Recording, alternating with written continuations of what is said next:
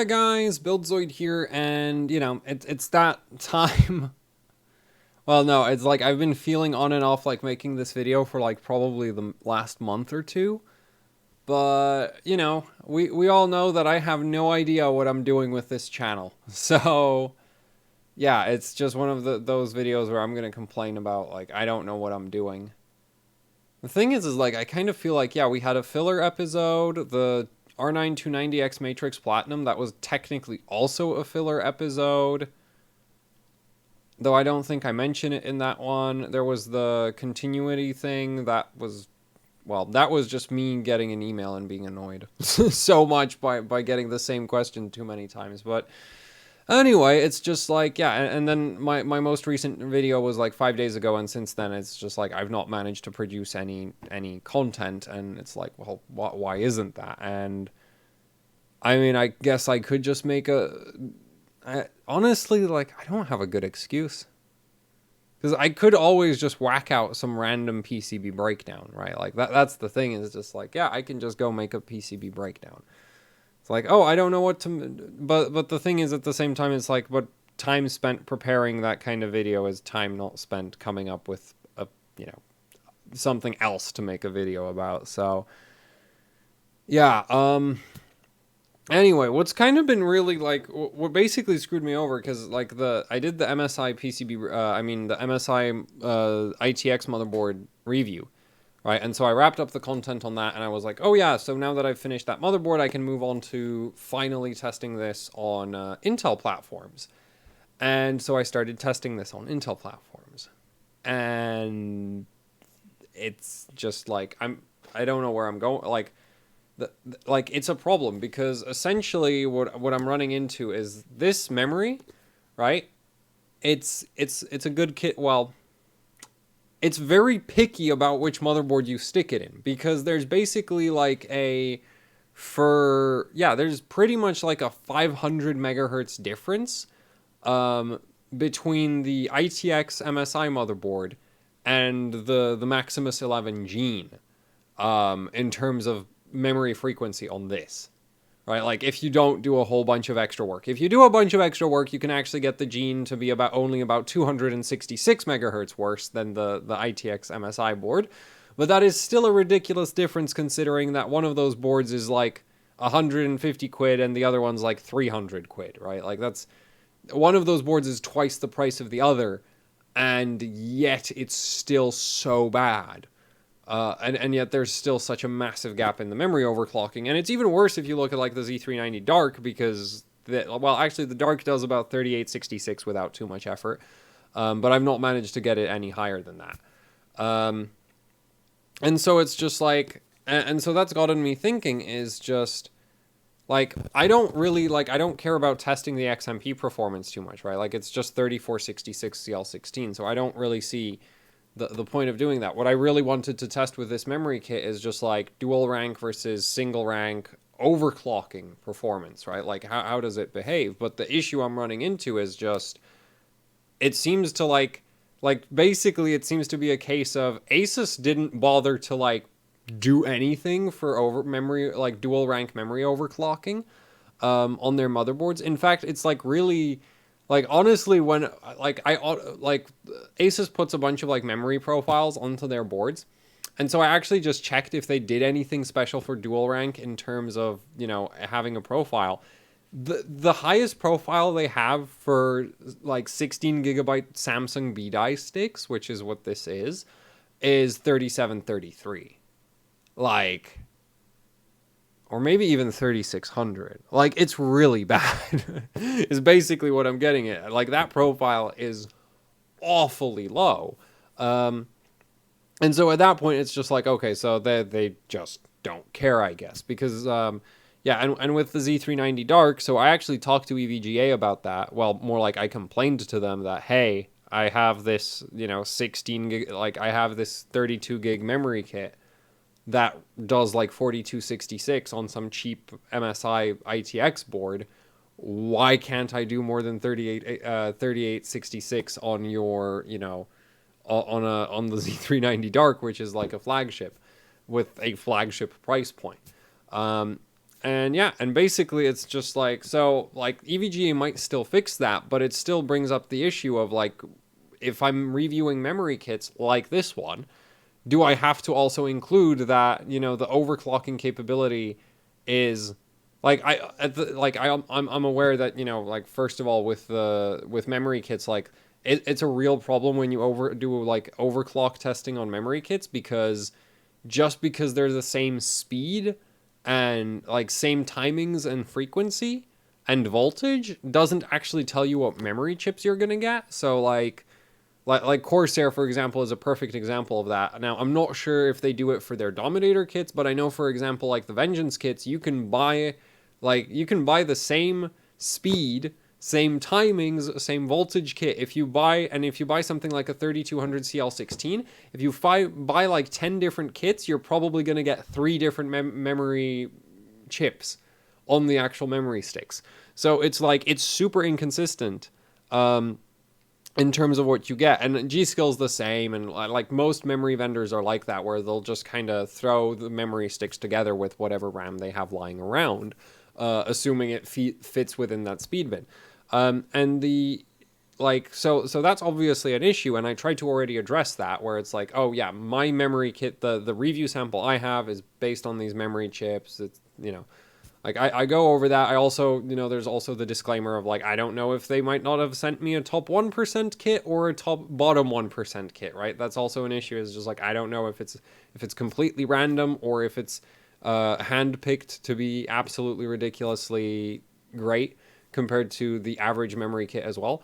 So that's already an issue. And now it's like, oh yeah, and if you have any motherboard, like, well with this kit right now, for all I know, there's one motherboard where it overclocks really, really well, and that's the MSI Z390 ITX.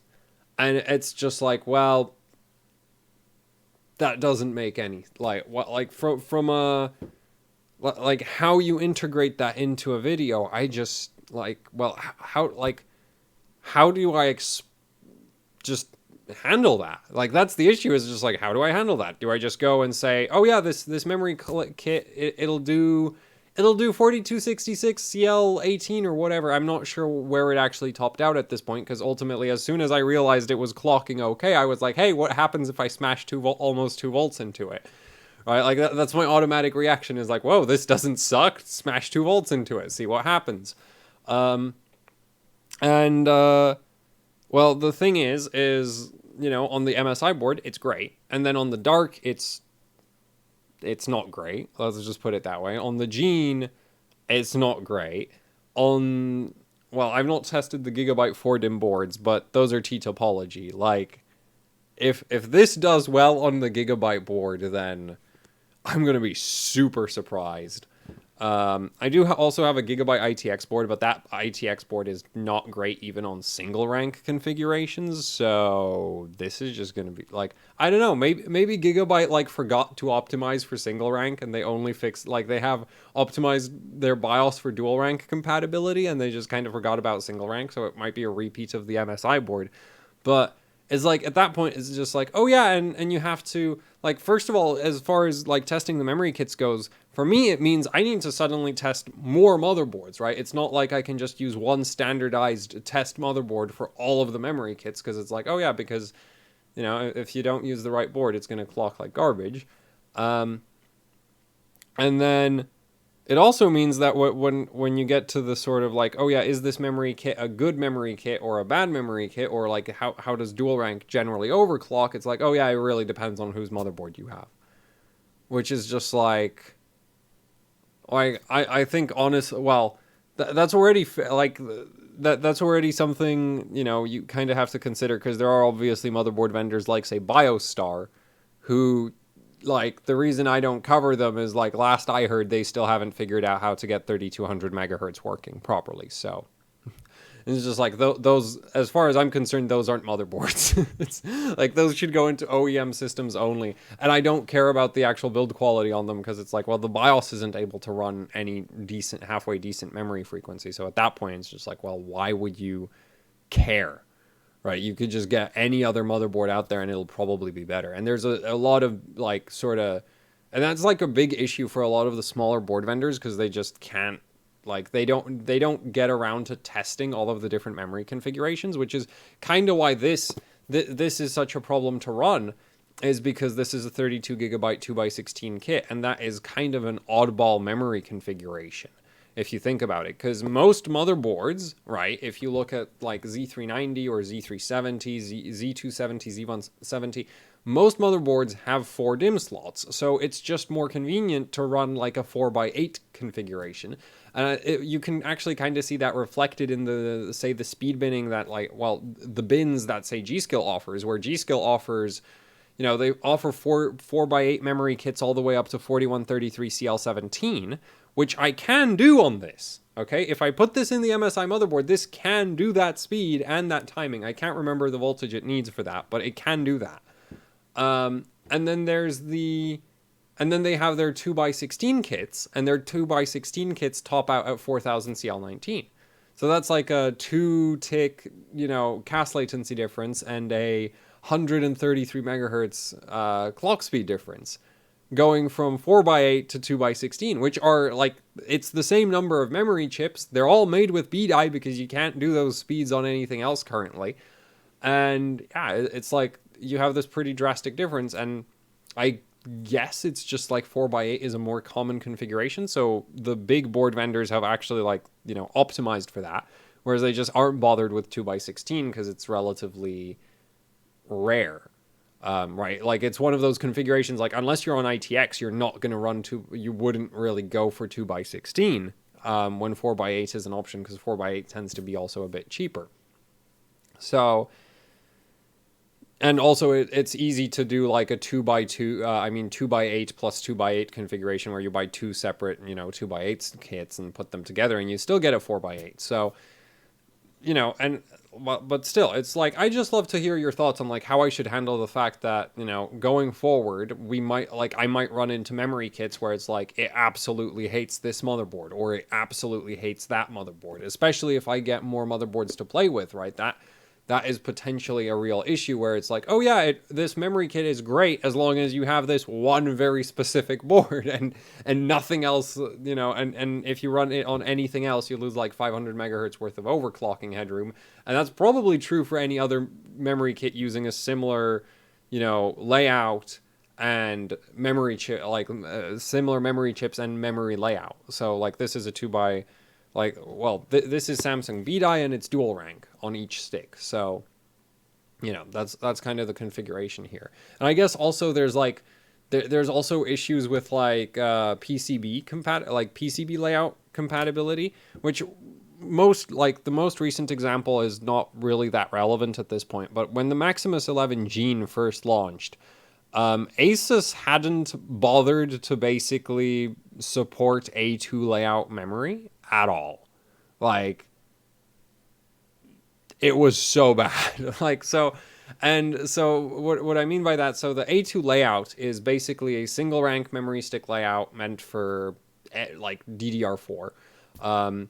And essentially, you know, it's really common these days. RGB memory kits are almost universally always on an A2 layout because the RGB memory kits, in order to make room for the RGB controller on them, you just use the A2 PCB layout and it gives you enough space to do, like, it naturally gives you enough space and you don't have to do any real work.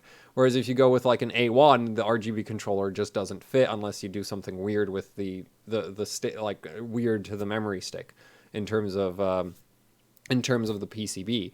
So, you know, it's like as far as I know, every single RGB kit out there is an A2.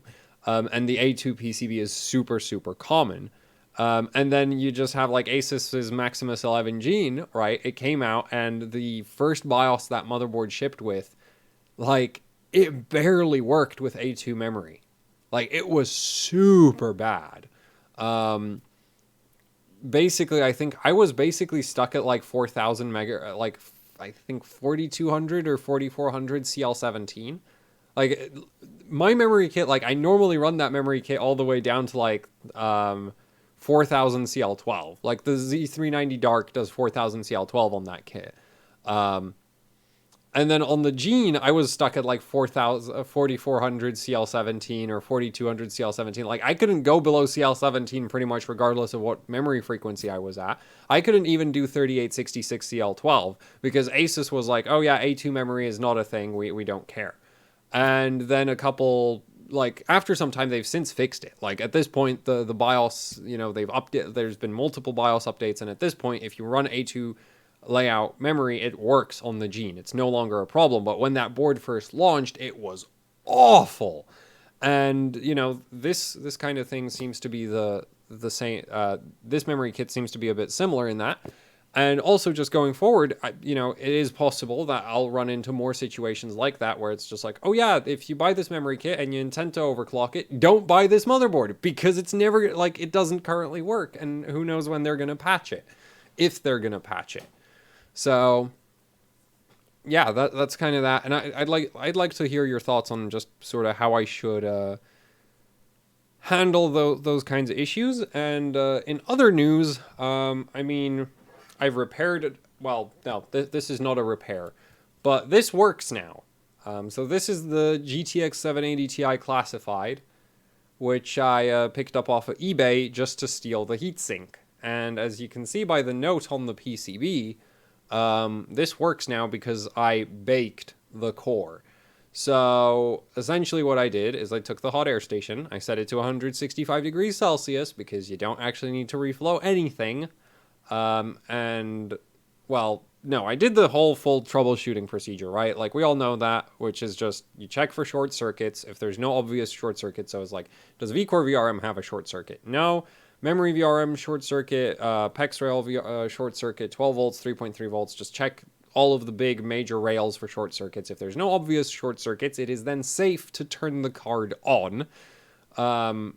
Under most conditions, because there's always considerations like, what if the feedback circuit is screwed up? Well, that's not going to show up as a short circuit, and when you turn the card on, it's going to blow up the core. Well, at that point, the core's probably dead anyway, so it doesn't matter. But, yeah, so I normally just check for short circuits, and then go to power the card on and see if all of our voltages are present. And with this thing, all of the voltages were present. So that's already a problem because if there's no voltage rail missing, then it's like, okay, that really limits how many different malfunctions you can possibly have on the card.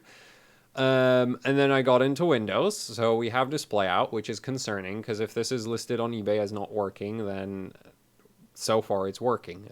That's a problem. Because at that point, it's like there is evidently not a board, like there's not PCB problems at that point. Because there's display out and it's getting into Windows. So I get into Windows, I install drivers, and it does the usual thing of GPUs with damage between sort of memory, silicon,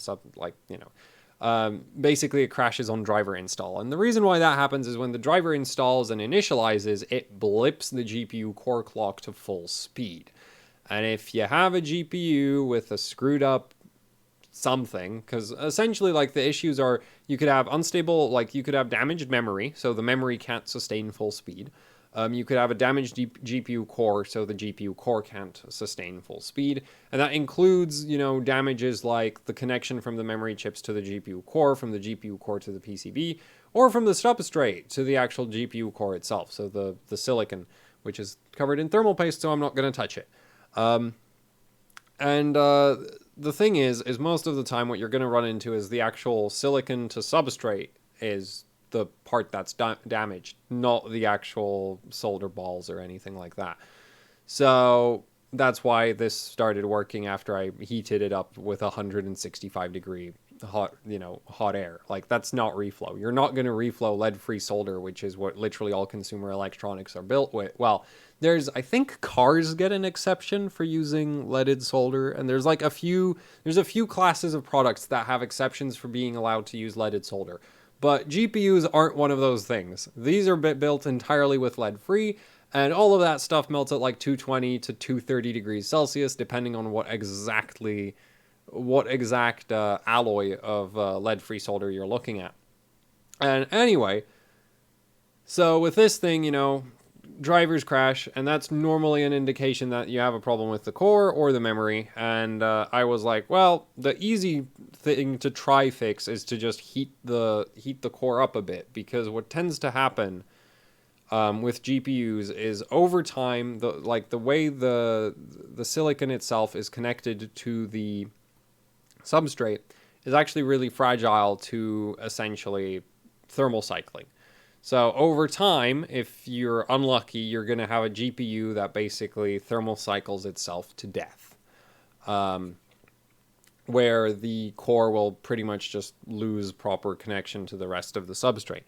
Now, the issue with that, is the repair for that is literally trying to thermal cycle it back to life, right? Which is why I'm not going up to like reflow temperatures, right? I'm just at like 165 degrees Celsius on the hot air.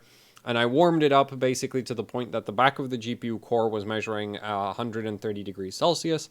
Kept it there for, I think, maybe a minute, and then I let it cool right back down. And after that, it worked. It installs drivers, it runs Firestrike, so yeah. And I'm really not pleased with that. Like, honestly, as far as like fixing things goes, that is the least fulfilling way to repair anything I've ever done, because there's no actual like troubleshooting process. It's just like, oh, I think the core might be busted. Warm the core up a bit, and if I'm lucky, it's going to start working. Unfortunately, the issue with doing this style of repair is that it tends to fail at random. So there are people who have like baked GPUs back to life and they last for years. And then there's, GPUs which you bake them back to life and they die in the next 24 hours. Or they don't come back to life at all, right? That's the other option. And the issue with this is essentially, as far as like if you had to equate this to like a mechanical repair on the car, this is like if it's like having an engine problem on a car and fixing it by hitting the engine with a really heavy hammer, right? Except here, instead of physical shock therapy, we're using thermal shock therapy.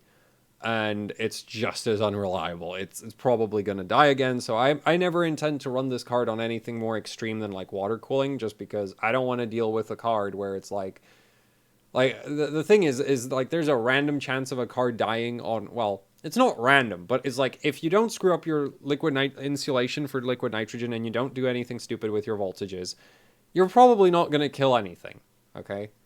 Like, you still can, but as long as you don't act like a complete idiot, you're probably not going to kill anything with liquid nitrogen. I shouldn't be saying that considering my death toll, but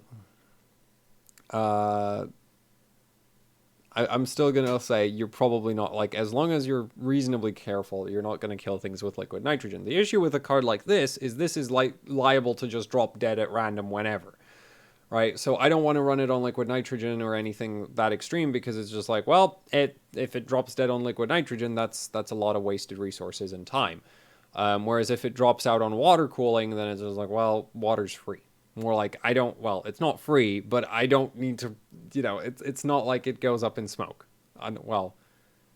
It's not like it boils away when I use water cooling, right? So it's kind of that. But anyway, this does work, so that's that. We have one more 780 Ti for the collection, and I guess now I can do three-way, so that's kind of fun. And then the next thing I figured we could talk a bit about is this card right here. This is an R9 270X that somebody sent in a while ago.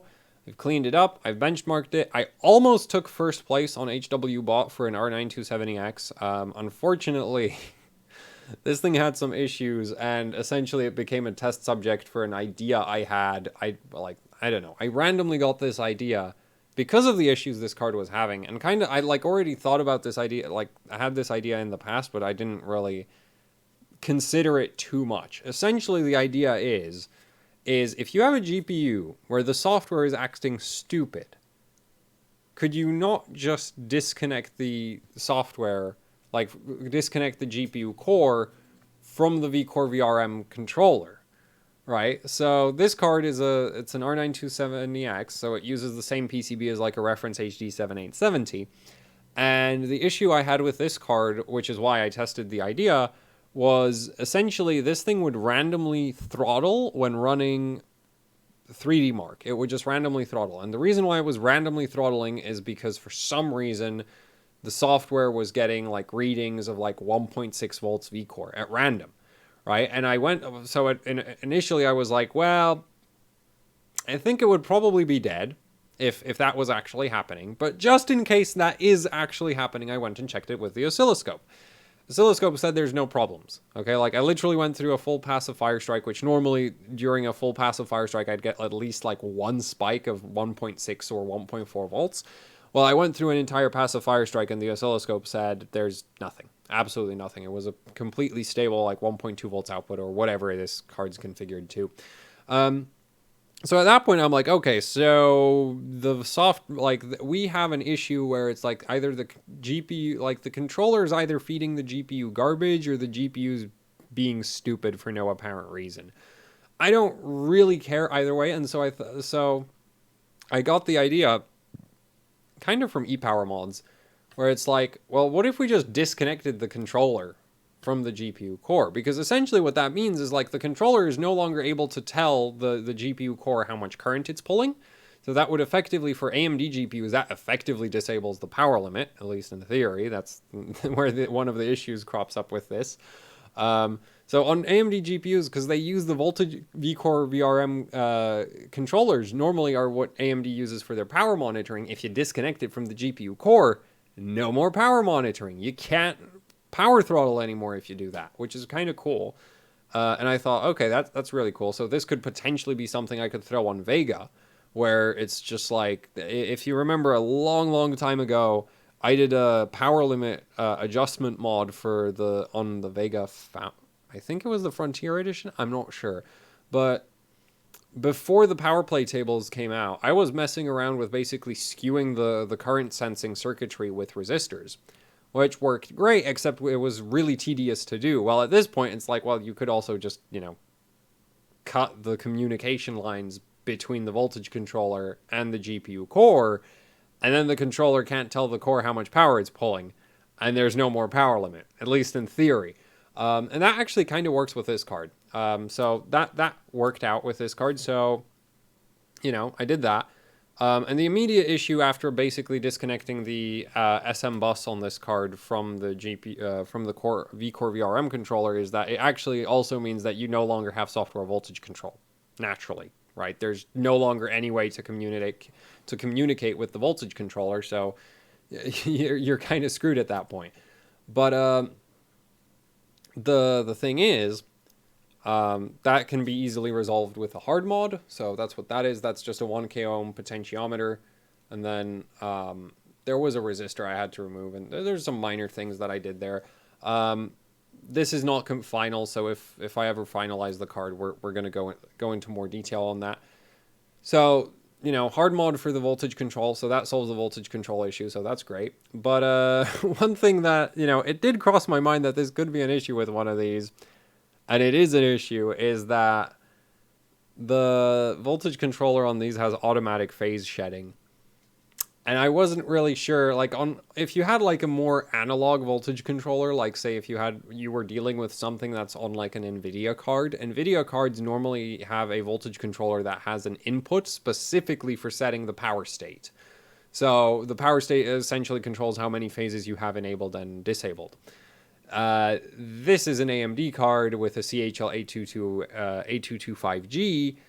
These don't have power state inputs, which I only realized after I ran into the issue of, I was running some benchmarks and I've almost hit second. Well, no, I got like second place for 3D Mark Firestrike with an R9 270X.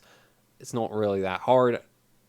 The top score is at like only 13. Well, actually, I was beating the core on efficiency like a lot because I was only at like 1210 megahertz and getting almost the same score as the guy at the very top. But so, it's like, okay, so I was scoring great, and then I crank up the voltage to like, I think 1.3 volts, and the card shuts down. And I'm like, oh, because the thing is, I've used one of these voltage regulators for an e-power, right? So I've already dealt with this issue once before. This card has only 3 out of the 5 vCore phases running. that's kind of a major problem, because essentially what's going on is like this is running 3 phases even if you run like Firestrike. And the thing is the controller has a per phase current limit.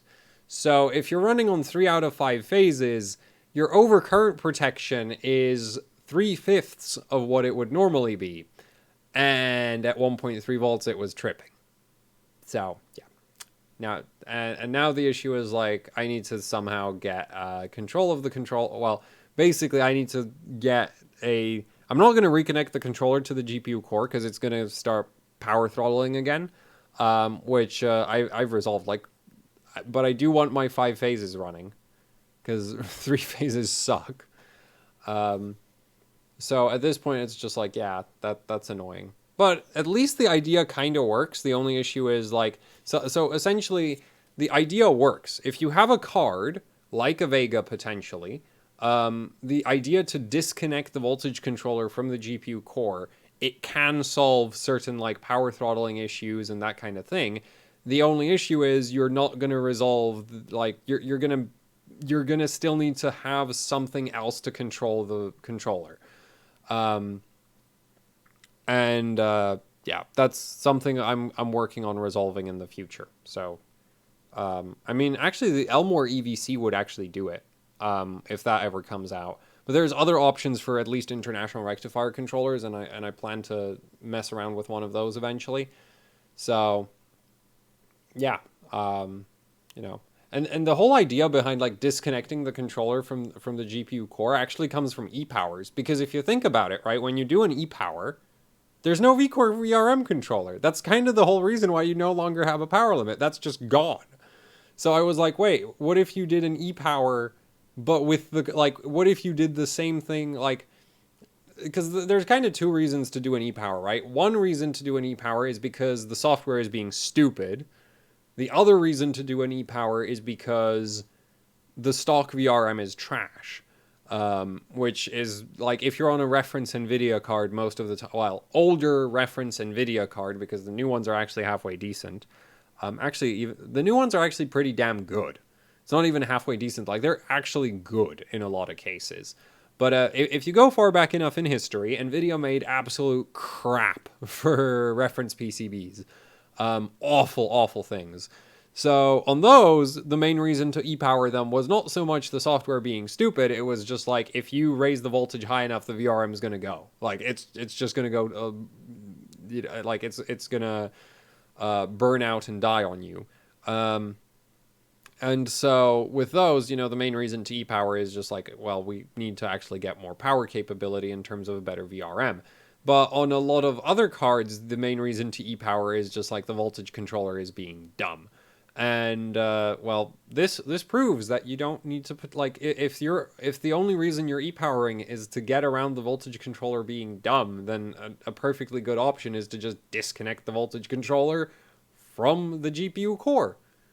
Achieves the same thing, isn't anywhere near as intensive, and if you do it cleverly, you can still get control back over the controller later.